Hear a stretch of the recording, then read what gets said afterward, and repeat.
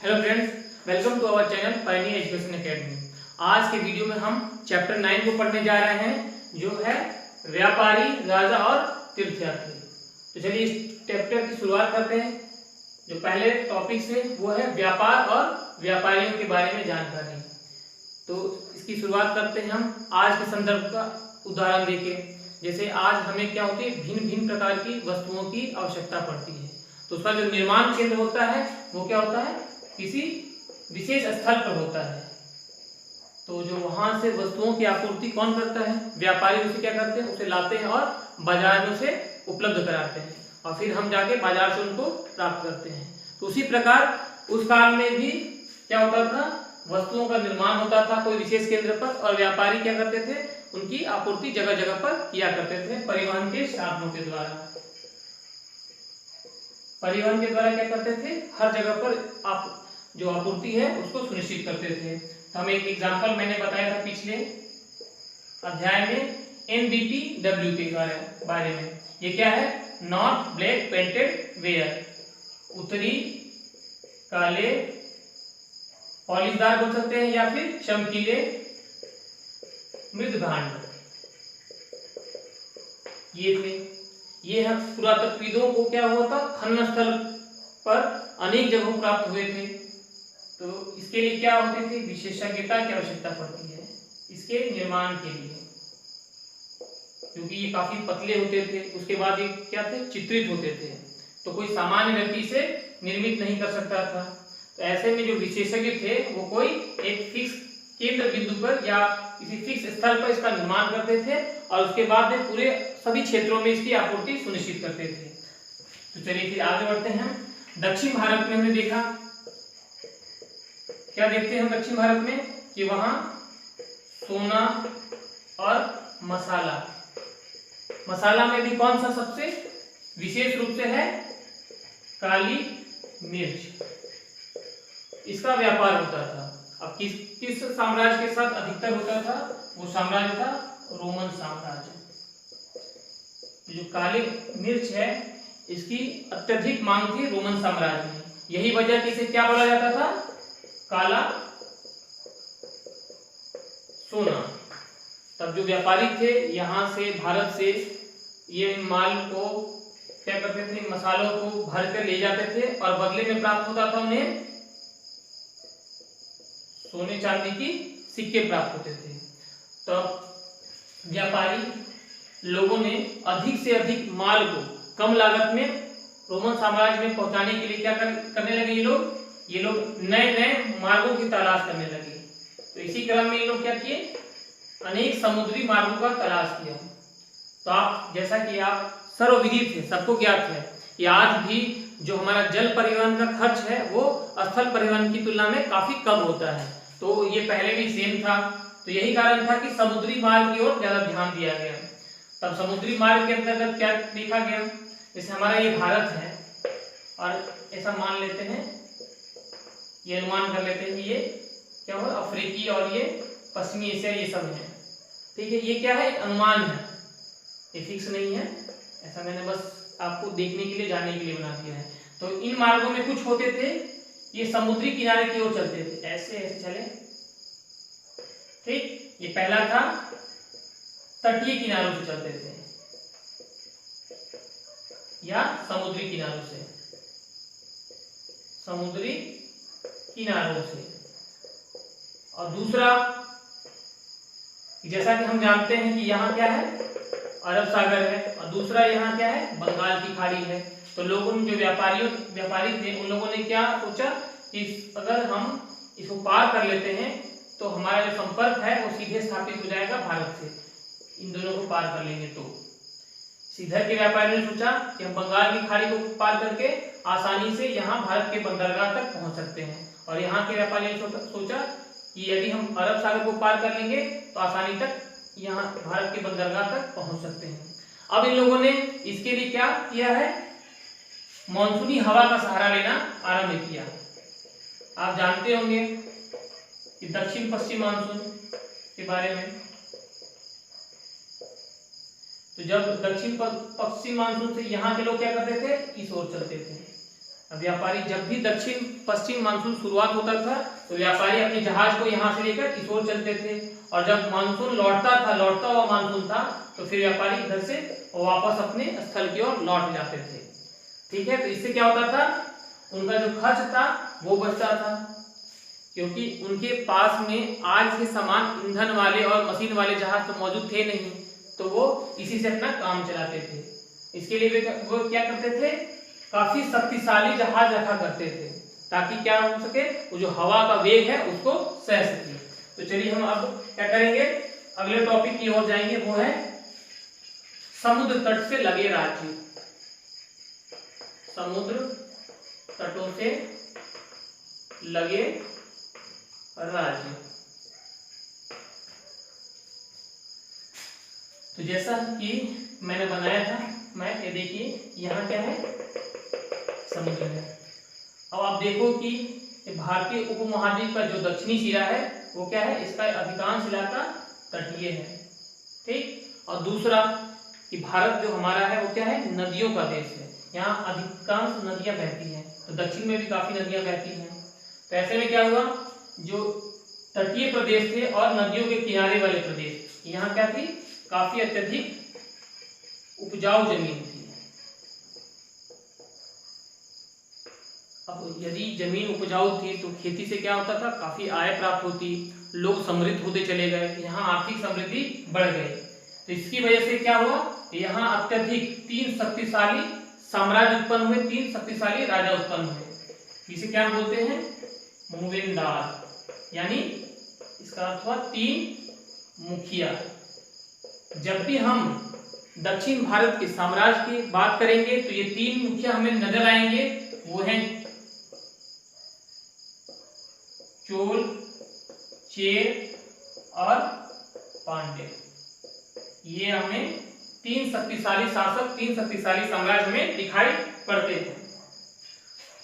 और ये कब थे मौजूद, तो 2300 साल पहले, आज से 2300 साल पहले ये मौजूद थे।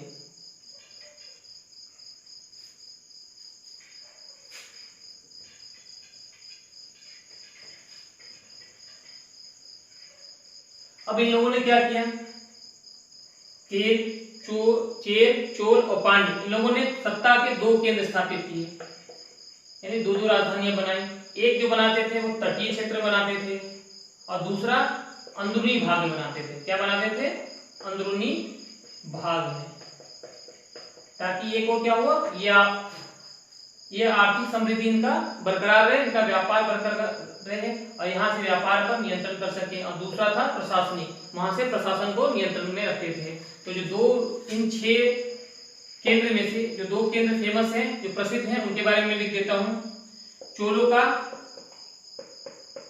पुहार या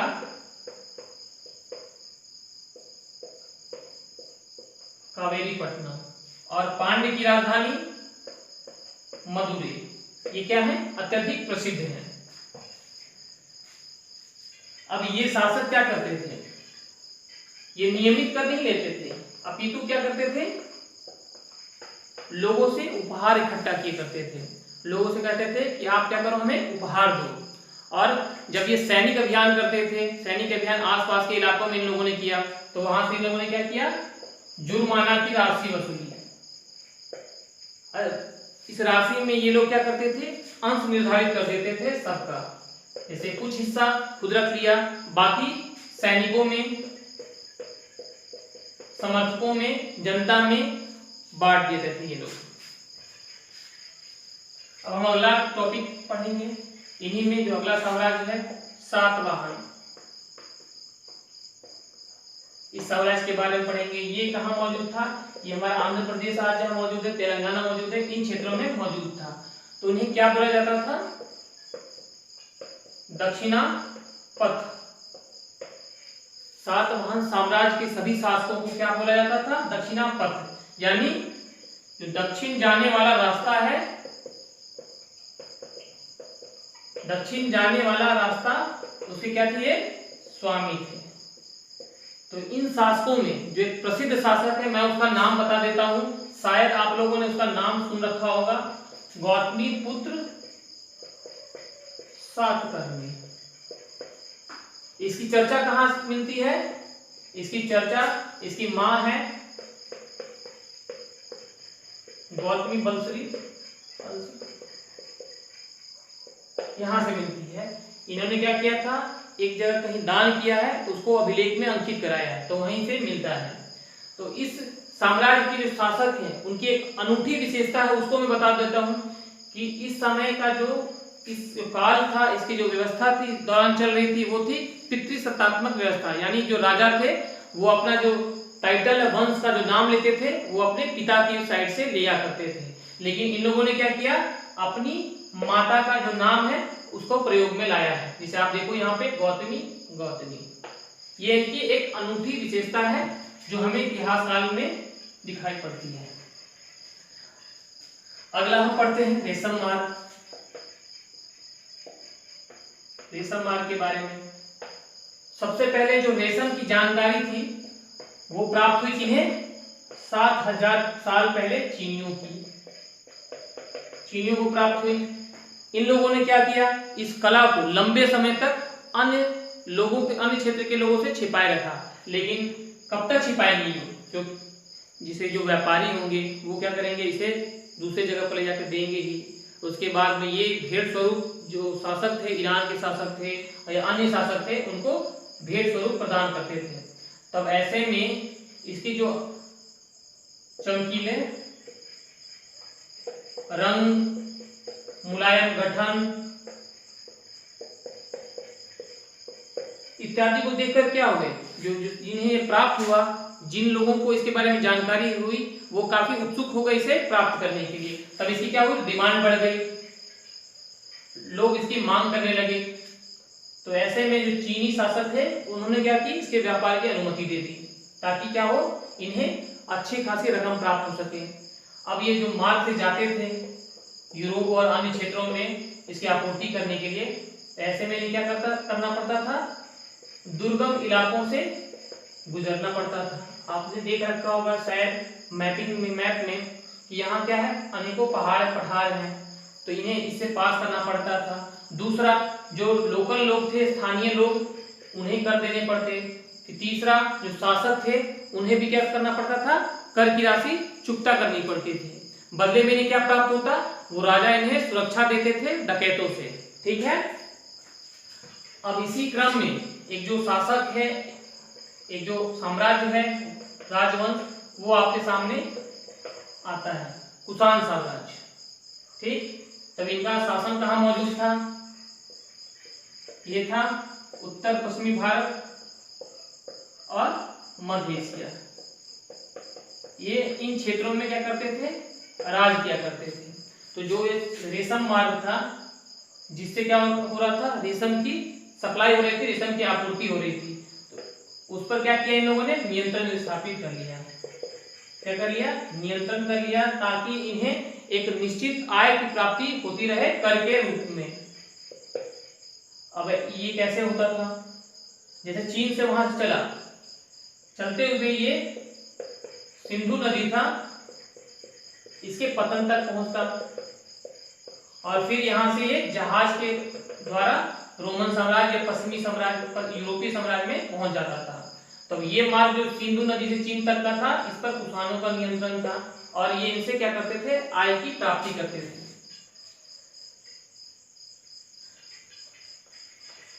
अब रेशम का जो निर्माण था, रेशम का निर्माण कार्य ये क्या था, काफी जटिल काम है। जैसे क्या होगा, रेशम के कीड़े से कच्चा रेशम प्राप्त करो, फिर उसे सूत काटो, फिर उससे क्या करो, रेशम का निर्माण करो। तो ऐसे में एक तो निर्माण की जटिल प्रक्रिया, दूसरा जो आपूर्ति का चैन है उसमें क्या करना पड़ रहा है, लोगों को अत्यधिक करों का भुगतान करना पड़ रहा है, लोगों को, स्थानीय लोगों को, शासकों को। फिर दुर्गम इलाकों को क्या करना पड़ता था, पार करना पड़ता था। ऐसे में ये काफी क्या हो गया, कीमती हो गया, इसकी कीमत अत्यधिक हो गई। अब इसका जो उपयोग था, उस समय के राजा जो काफी क्या थे, राजा हो गए या समाज के विशेष व्यक्ति थे, वो उपयोग में लाने लगे। और ये बन गई विलासिता की वस्तु। ठीक है, आगे बढ़ते हैं हम।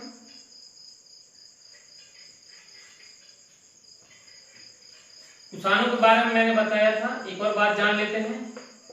ये कि जो भारत में, भारतीय उपमहाद्वीप में सबसे पहले जो सोने के सिक्के जारी करने वाले व्यक्ति थे वो कौन थे? कुषाण शासक थे। चलिए, अब हमारा अगला टॉपिक है बौद्ध धर्म का प्रसार।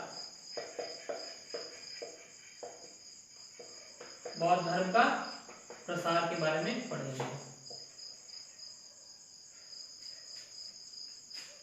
तो बौद्ध धर्म का विकास हम लोगों ने देख रखा है कि कहां से बुद्ध के आगमन से फिर बौद्ध धर्म का धीरे धीरे विकास होना आरंभ होता चला गया और ये धीरे धीरे बौद्ध धर्म का प्रसार होता चला गया। तो 1900 साल पहले एक शासक आया जिसका नाम था कनिष्क। इसने क्या किया? बौद्ध धर्म में काफी रुचि लेना शुरू कर दिया। इसके लिए इसने क्या किया? एक संघ बनाया, एक संगठन, एक परिषद का निर्माण किया, जहां क्या होता था, मुख्य बिंदुए थे, मुख्य जो विवाद के विषय थे उस पर चर्चा हुआ करते थे, महत्वपूर्ण विषयों पर विचार विमर्श हुआ करता था। तो ऐसे में इसके काल में चतुर्थ बौद्ध संगीति का आयोजन हुआ है।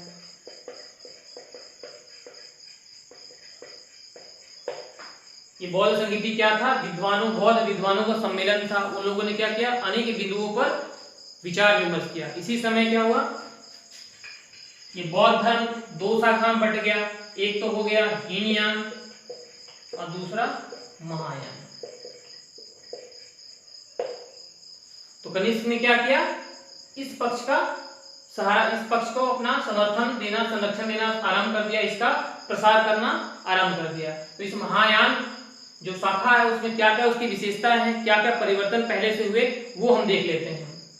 ठीक, तो अब तक हीनयान में क्या होता था कि जो बुद्ध कोई मूर्तियां थी उनमें क्या था, संकेत के द्वारा बुद्ध को दर्शाया जाता था। जैसे कि यदि हमें बुद्ध का निर्वाण बताना है तो हम क्या करते थे?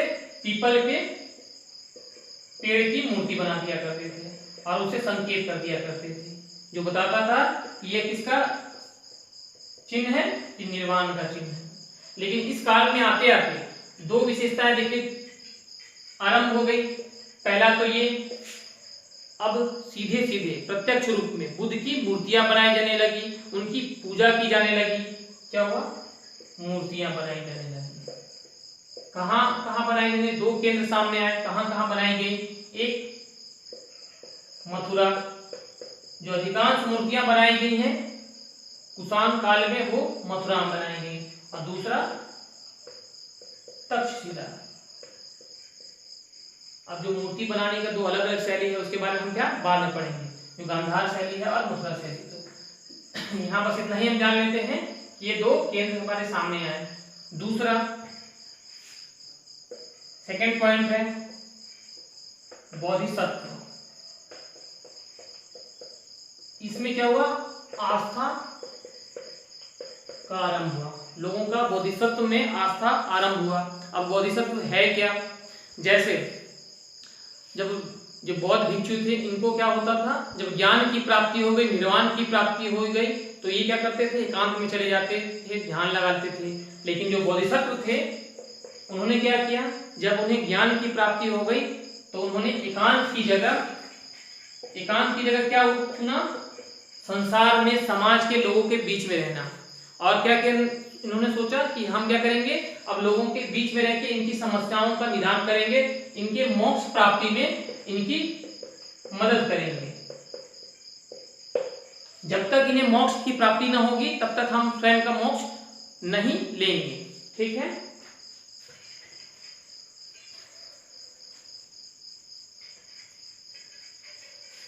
तो मैं बता रहा था किसके बारे में? कनिष्क।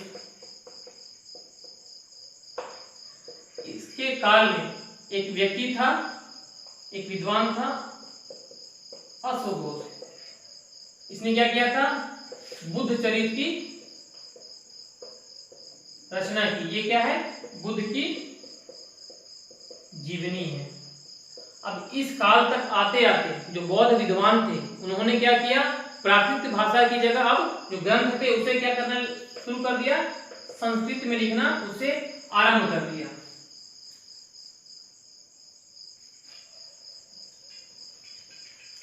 धीरे धीरे क्या हुआ, ये बौद्ध धर्म का प्रसार है वो बढ़ता चला गया। मध्य एशिया, चीन, जापान, कोरिया, इस प्रकार से क्या हुआ, ये है बौद्ध धर्म का प्रसार है, आगे बढ़ता चला गया। अब ऐसे ही करते करते ये हमारे दक्षिण भारत, पश्चिम भारत, इनमें भी इनका दक्षिण पश्चिम भारत में भी इनका प्रसार देखने को मिला है। देखा गया है कि जो पश्चिमी घाट, ये पश्चिमी घाट है, यहाँ पर जो दर्राएं हैं यानी दर्रा दो पहाड़ियों के बीच का जो पास है, यहाँ पर गुफाओं का निर्माण किया गया है। ठीक है,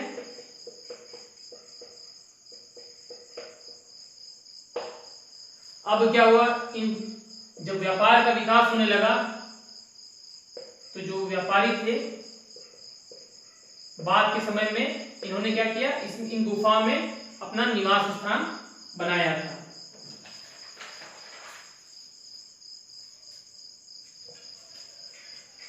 इसी तरह से जो बौद्ध धर्म का प्रसार हुआ है वो श्रीलंका में हुआ है, दक्षिण पूर्व एशिया में हुआ है, इनके देशों में, जिसमें म्यांमार हो गया, थाईलैंड हो गया। लेकिन यहाँ जिस शाखा का विकास हुआ है वो है थेरवाद।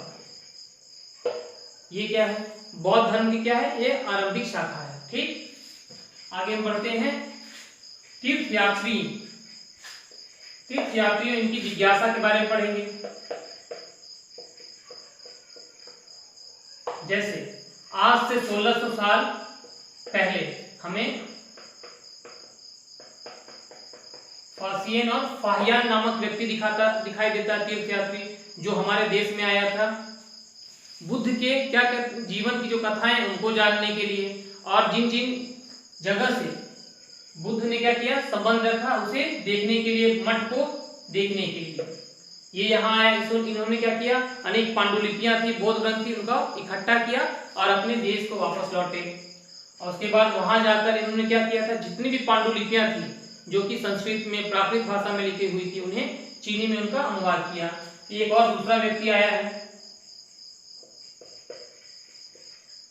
वेनसांग। ये कब आया, इसके 200 साल बाद, यानी आज से 1400 साल पहले, सॉरी। और फिर इसके 50 साल बाद आया है तितु सिंह। इन्होंने जिस काल में ये यहाँ आए थे वहां एक शिक्षा का केंद्र, बौद्ध शिक्षा का केंद्र था नालंदा महाविहार। इसके बारे में इन्होंने क्या किया है, अपनी जो यात्रा विवरण है उसमें चर्चा की है। इसने बताया है कि यहाँ क्या की जाती थी, जो बौद्ध शिक्षाएं दी जाती थी वो अति उत्कृष्ट किस्म की थी। यहाँ के विद्वान उत्कृष्ट कोटि के थे। इस महाविहार में प्रवेश करना अत्यधिक दुर्लभ कार्य था। यहाँ क्या किया जाता था, द्वारपाल होते थे। यदि द्वारपाल को आप ये सही उत्तर दिए तभी आप अंदर प्रवेश कर सकते थे। अब हम आगे बढ़ते हैं। अगला हमारा टॉपिक है वो है भक्ति की शुरुआत। किसकी शुरुआत, भक्ति की शुरुआत। इस काल में आते आते देवी देवता, धीरे धीरे क्या हुआ, देवी देवता की पूजा की शुरुआत हो गई।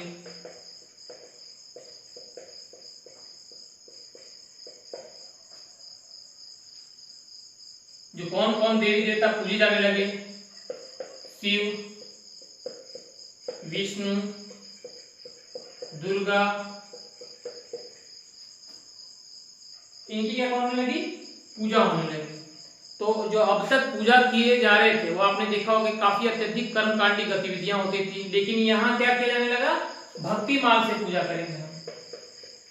अब ये भक्ति कैसे होती थी, यानी इसके लिए आपको आडंबर का आवश्यकता नहीं है, कर्मकांडी गतिविधियों की आवश्यकता नहीं है। इसके लिए आपको क्या करना है, आपका व्यक्तिगत लगन होना चाहिए अपने आराध्य देव के प्रति, यानी आप उनके प्रति जितना समर्पण का भाव रख सकते हैं, लगन रख सकते हैं। ऐसे में यदि आप पूर्ण श्रद्धा रखते हैं तो जो आपके आराध्य देव हैं वो आपको क्या करेंगे, उसी रूप में दिखाई देंगे जिसमें आप देखना चाहते हैं। शायद वो मानव के रूप में हो सकते हैं, फिर पशु के रूप में हो सकते हैं, पेड़ के रूप में हो सकते हैं, या अन्य कोई रूप में हो सकते हैं। तो ऐसे में क्या मूर्तिकार थे, अब इन्हें क्या मिला, अनेक इनके जो कला था उनको एक नया पंख मिल गया। अब ये नई नई मूर्तियों का निर्माण करने लगे, अत्यंत आकर्षक, या जिसमें आप वराह की मूर्ति देखेंगे। ये क्या है, विष्णु का अवतार है। ठीक,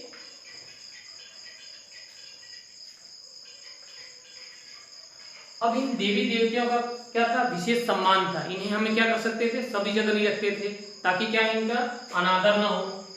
तो ऐसे में इनके लिए एक विशेष स्थल की खोज की जाने लगी। अब वो स्थल सामने है, उसका नाम था मंदिर, यानी मंदिर अब इस काल तक आते थे, मंदिरों का निर्माण होने लगा था।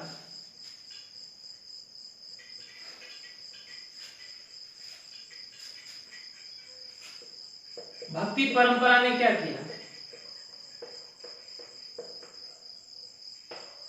यदि हम जैसे ईश्वर के प्रति हमें अभिव्यक्ति दर्शानी है तो कैसे दर्शाएंगे, चित्रकला के द्वारा, मूर्ति कला के द्वारा, और कैसे, स्थापत्य कला के द्वारा। भक्ति परंपरा से क्या हुआ, इन चीजों का विकास होने लगा। अब इसके द्वारा कलाकार क्या थे, जो मूर्तिकार थे, जो भी कलाकार थे, अपनी भावनाओं का प्रदर्शन करने लगे, किसी के प्रति जो श्रद्धा भाव हो या कोई भाव हो उसे प्रकट करने लगे। तब यहाँ पर टॉपिक की पूरा समाप्ति होती है। अब हम दो टॉपिक है उसके बारे में देख लेते हैं। पहला, हिंदू, एक हिंदू शब्द का प्रयोग में आया है, हिंदू देवी देवताओं, जहां मैंने बताया था। तो इन हिंदू इस शब्द का प्रयोग हुआ किन्होंने किया है, ईरानियों ने और अरबों ने। किसे कहा है इन्होंने, जो सिंधु नदी थी, हमने देखा था सिंधु नदी का लोकेशन, उसके जो पूर्व में लोग थे उन्हीं लोगों ने क्या बोलना स्टार्ट किया, इंडस, इंडस या सिंधु, और जो बाद में परिवर्तित होते होते हिंदू में परिवर्तित हो गया है। और दूसरा एक और वर्ड है जिसको हम डिफाइन कर लेते हैं, भक्ति। ये भक्ति है क्या, ये क्या है, भक्त और भगवान, इनके बीच क्या है, एक पारस्परिक सुदृढ़ और गहरा संबंध है। ठीक, जिसमें भक्त क्या करता है, अपने आराध्य के प्रति पूर्ण विश्वास रखता है, और जो भगवान है वो क्या करेंगे, इन्हें अपने वैभव, इनके जो दुख होंगे उनको क्या करेंगे, दूर करेंगे, और इनकी इच्छाओं की पूर्ति करेंगे। तो इस भावना पर, इस संबंध पर ये भक्ति का भाव, ये भक्ति का मार्ग टिका हुआ था। तो आज की वीडियो में बस इतना ही। आगे वीडियो में हम नए चैप्टर के साथ बढ़ेंगे। Thank you, have a nice day.